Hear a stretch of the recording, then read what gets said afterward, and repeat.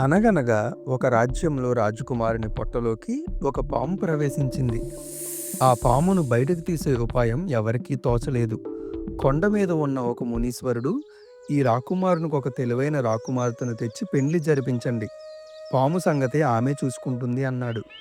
రాజు దంపతులు ఆయన చెప్పినట్లే ఒక రాజకుమార్తెను కోడలుగా తెచ్చుకున్నారు. ఆ నవవధువు వెంటనే భర్తతో తీర్థయాత్రలకు బయలుదేరింది. ఒకచోట అతడు నిద్రపోతుండగా, ఇంకా నిద్ర పట్టక కళ్ళు మూసుకుని ఉన్న రాజకుమార్తెకు ఎవరో మాట్లాడుకుంటున్నట్టు వినపడింది. మెల్లగా ఆమె కళ్ళు తెరిచి చూసేసరికి భర్త పొట్టలో ఉన్న పాము అతని నోటి నుండి పడగ ఎత్తుకొని సమీపంలోని ఒక పొట్టలోంచి బయటకు వచ్చిన పాముతో సంభాషణ సాగిస్తోంది. బయట ఉన్న పాము, ఎంత అదృష్టమే నీది, ఏకంగా రాకుమారుని ఉదరంలోనే తిష్టవేసి కూర్చున్నావు అని అసూయ వెళ్ళబుచ్చింది. నీకంత కడుపు మంట ఎందుకే? వీని కడుపులో ఉండటం వల్ల నాకు జరిగే వైభోగం నీవు ఏడ్చుకున్నంత గొప్పదేం కాదు.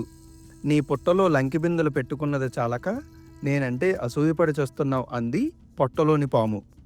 పొట్టులోని పాము, మాటలు తిన్నగా రానివ్వవే, చావడం నేను కాదు, ఎవరైనా గ్లాసుడు పంచతిక కషాయం కాచి ఈ రాజకుమారుని చేత తాగిస్తే నీవు చచ్చి ఊరుకుంటావు అంది.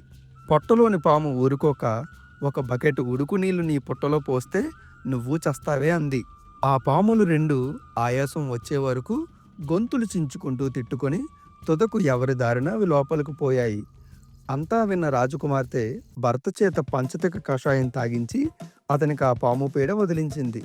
అలాగే పొయ్యి మీదే నీళ్లు కాచి ఆ మరిగే నీటితో పుట్టలో పామును మట్టుబెట్టి బంగారు నాణెములు, నగలు గల లంకె బిందెలను కూడా దక్కించుకుంది.